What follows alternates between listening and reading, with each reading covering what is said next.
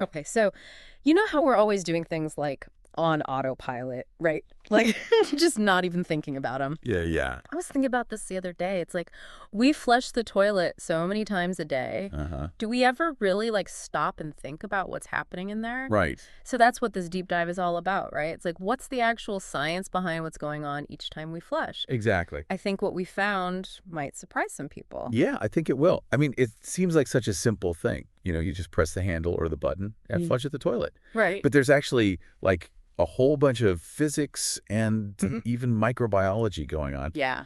So the real question that I think we all want to know the answer to Uh-huh. is there a right and a wrong way to flush? Like, does it really matter if you put the lid down? Okay, so to really figure this out, we had to like go to the experts, huh? And so we talked to Sherry Cedar. She's the CEO and co-owner of AK Building Services. And so, I mean, these guys, they're the ones who like keep places clean, right? They know all about They're hygiene. the pros. Yeah, exactly. So she's definitely the person to talk to. Totally. And we also got some thoughts from Ariana Castro, the scientific communications manager at P&G. Oh, wow. Yeah, so they're really deep in like cleaning products and stuff. Yeah. So it makes sense. And then we're also looking at some stuff in better homes and gardens, you know? I feel like they're always answering those like practical questions that we all have. For sure. And we're also going a little deeper, kind of more on the science side Okay. with a study from the American Journal of Infection Control. So like a nice mix of sources there. Exactly. So what we want to do is like really figure out what's going on when we flush. Right. And I think by looking at what these experts are saying, hopefully we can kind of figure out what's the most hygienic way to do it. Yeah. And so I think the first thing we need to talk about is something called the aerosol plume. Okay, what's that? I know it sounds fancy. It does sound fancy. Yeah.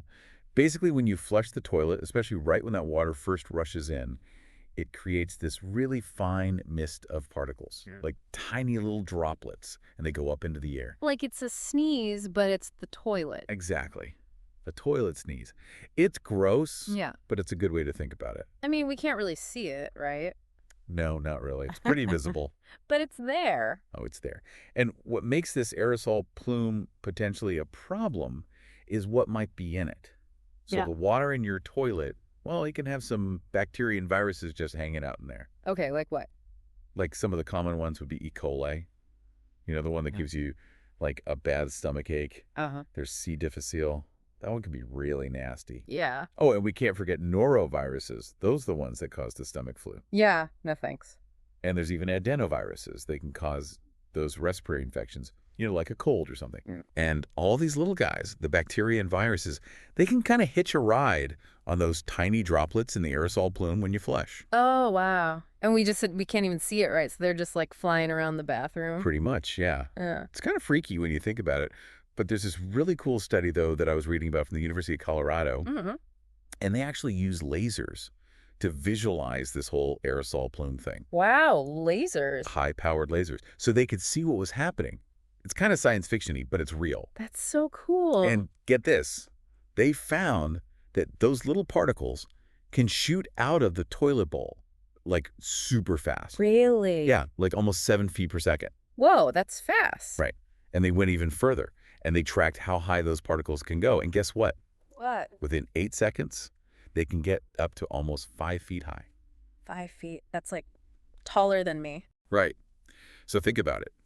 Your bathroom, your counters, your shelves where you keep your stuff, they could all be in range of this invisible spray of toilet water. That's a little unsettling, to be honest. Yeah, it is. And Sherry Cedar, the one from AK Building Services, she brought up a really good point about this whole thing. She was saying that, like, some germs aren't just flushed away, they can actually stick around in the toilet water itself. Oh, really? Yeah, like even after multiple flushes. So it's not just about that one flush. It's like everything that's just kind of hanging out in there. Exactly. Like a little breeding ground. Yeah. It's not a pleasant thought. It really isn't. And so Cedar was saying that this is a really important thing to think about, especially when it comes to public restrooms. Oh, right, because a lot of them don't have lids. Right. Yeah, exactly. So basically, it's just like an open invitation for that aerosol plume to go wherever it wants. To just, like, spread everywhere. Yeah. So I guess that brings us to the big question, right? Like, Does closing the lid actually make a difference? I mean, that's what we all want to know. Right. That's the million-dollar question. So we got these germs flying all over the place, Right.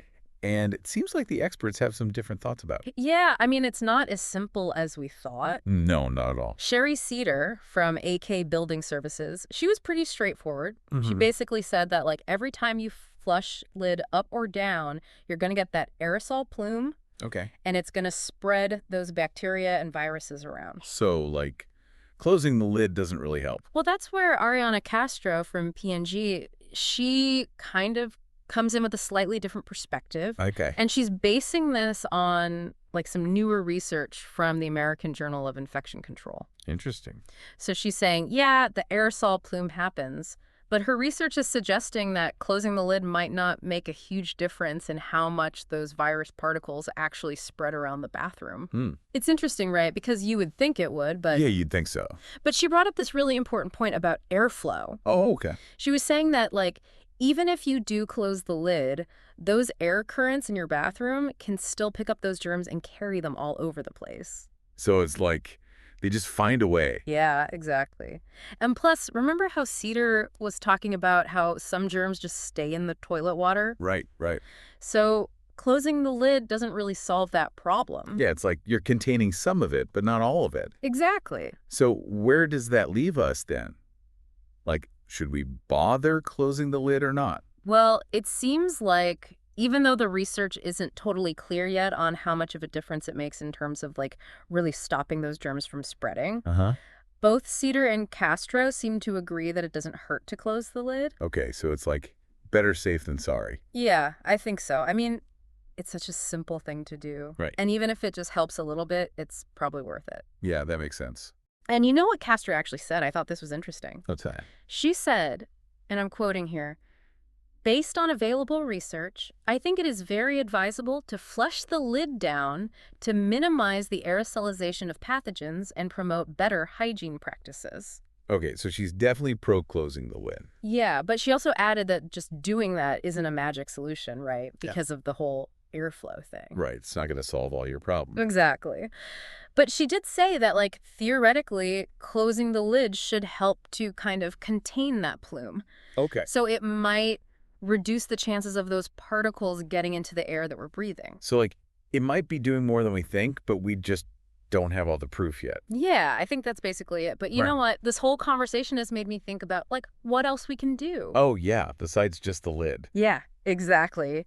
And Sure Cedar actually had some really good advice about this. Oh, good, because I'm all ears. Okay, so first of all, she said we should all be keeping our toothbrushes covered. Okay, that makes sense. Right, like put them in the cabinet or get one of those little toothbrush covers. Because those plumes can get pretty high up, right? Yeah, exactly. And, I mean, think about it. Your toothbrush goes right in your mouth. Right.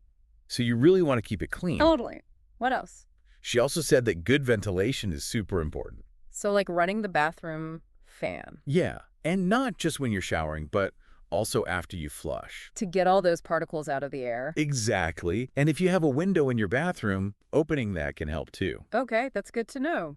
And then, of course, there's the obvious one, like regular disinfection. Cleaning, cleaning, cleaning. Yeah, but specifically wiping down those surfaces that are close to the toilet. Like the counters and the handles. Yeah, because those are the places where the little particles are most likely to land. It's like they're ground zero. Right.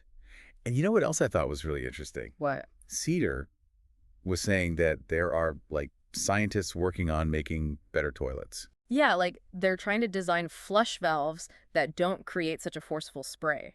Oh, that's smart. And even like building UV sanitation systems right into the toilet bowl. Wow, so it's like killing the germs at the source. Exactly. That's so cool. It's like the future of toilets. I know, right? So I guess if we're kind of wrapping things up here, what have we learned from our deep dive into the world of flushing? I think the main thing is that, like, while closing the lid might help a little bit, it's not the only answer. Yeah, it's just one piece of the puzzle. Exactly. We need to be thinking about other things, too, like cleaning and ventilation and where we keep our toothbrushes. Right.